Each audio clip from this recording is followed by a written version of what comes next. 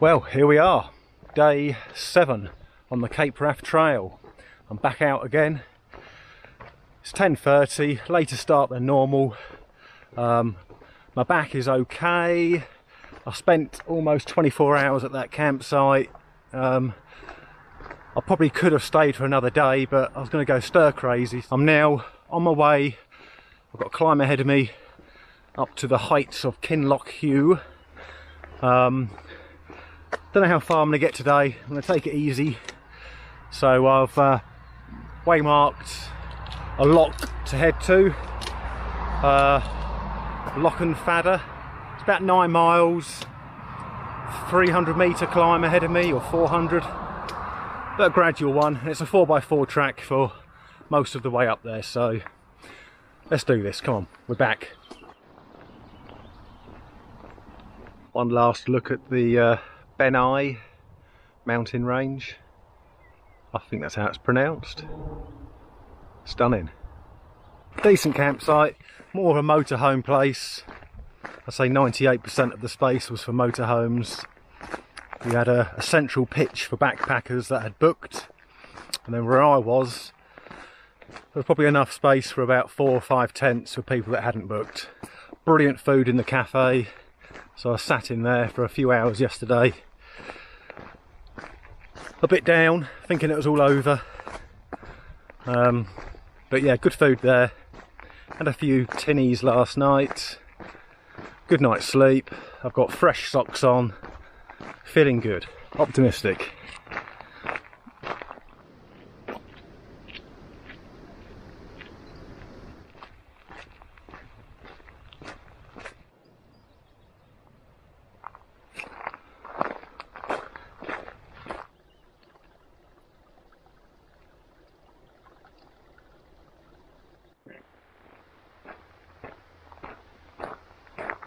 I'm on to Harvey Maps North now, so we're over halfway.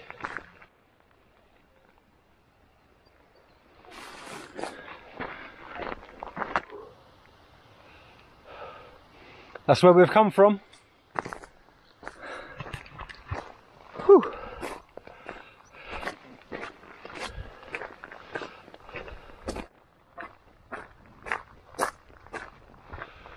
In front of me now, good God, is what's going to be ahead of me for the rest of today, maybe tomorrow. It's an impressive set of mountains. Look at that lot. And now this area must be the Fisherfields. Saw a sign back there for it. Each area in Scotland has its own sort of provincial, as you say it, name for mountain ranges. We've done Knoydart, Kinlochewe, Torridon potentially, but I think this is the Fisherfields.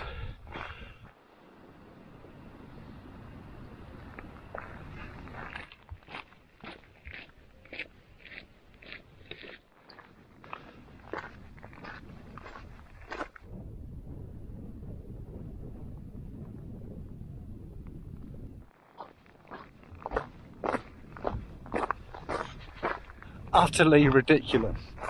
Look at this place.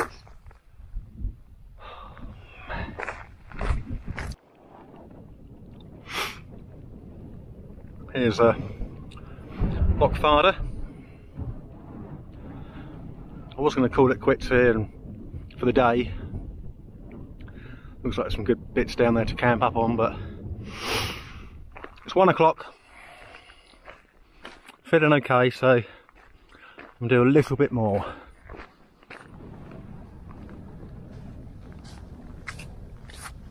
So I've got to follow this path up to the top, I think, and then it's trackless or pathless. Take a right for about a mile or two, and it drops down to another loch, Loch and Nid. It's a bit exposed up here, the wind, so I'm hoping if I drop over there, I'll be a bit more sheltered. Mile 9 from Kinlochewe, 510 metres.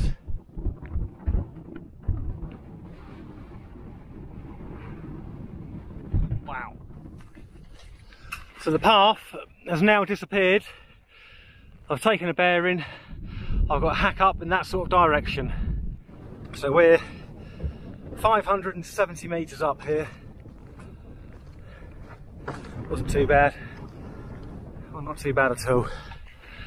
It's a little bit wet. So I'm taking the bearing, heading for that sort of direction. I'm gonna get out this wind. Look at that ridge.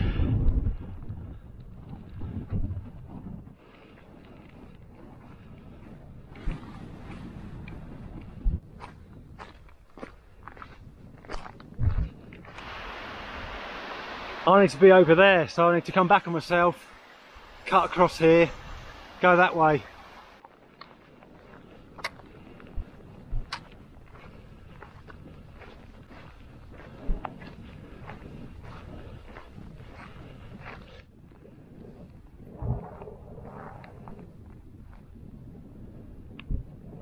So I picked up the path.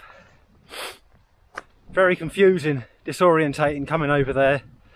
Couldn't make sense of the terrain at all, so took a bit longer than I anticipated, but we're back on the path. I've just checked my map, my apps. We're feeling quite fresh. Back's okay. Yeah, but it seems okay. So I think I'm going to crack on to a bothy, which is Shenavall bothy. I've got 7.5 miles to do. What have I done so far? It's 2:30. I've done 10.5 so far. So still a bit of a shift to put in, but it's paths for the rest of the way. A little bit of 4x4 perhaps, but no heather bashing, no bogger trotting. So I think I'm going to head for the bothy. Won't be able to get in there. That's a popular one because it's in the Fisherfields. It's a Friday night. There was about 4 or 5 that left from Kinlochewe this morning. All said they were going to head that way. But if I can get pitched outside, then I shall be happy at least.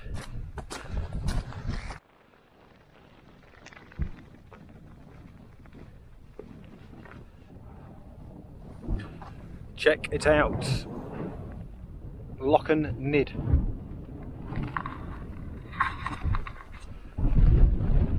And a black, dark, nasty looking mountain there. I don't know what that is. So I've got to cross over, get on the right hand side of that lock. I think someone's already pitched up down there. I don't blame them.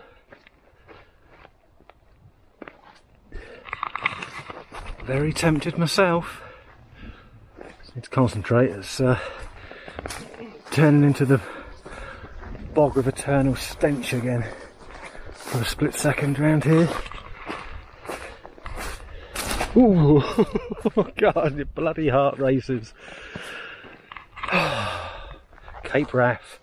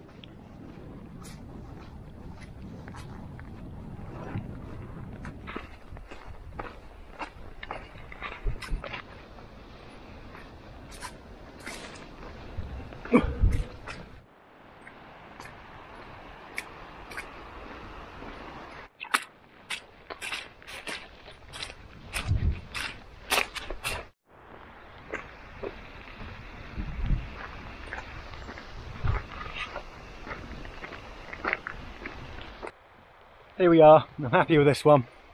So at this point the Cape Wrath trail splits. You can go down that way to Shenavall bothy, but then you've got a dog leg in the morning to come back. Well, there's a 4x4 track which goes straight up and over. So I found a lovely bit of grass here, pitched up, As you can see, I've got some huge bloody boulders on this. Not taking no risks tonight. Well over the top. She's tensioned nice and good. The ground is lovely. I've got a decent water source. Happy boy. Nice flat pitch as well. Lovely. Oh, what I like to do now is go and fill up all my water bottles and my bladder. My water bladder, where's that? Come on, you. And then I've got no reason to leave the tent for the rest of the night. Unless nature calls. Can you see my back? Look how it's looking. Rub some of that Savlon on it. Outer up first. Ground sheet down. Then I bang the inner up. And I start getting all my bits and pieces inside. Shoes and clothes on one side, and then water and cooking stuff and food bag on the other. That's how I roll on the Cape Wrath. The sun's coming out now as well. And a few midge, but nothing really to worry about.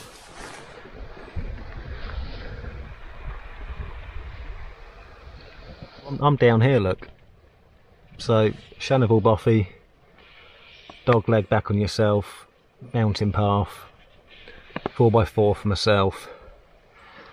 So that is a climb. There's one climb there tomorrow, comes across, and then another climb here.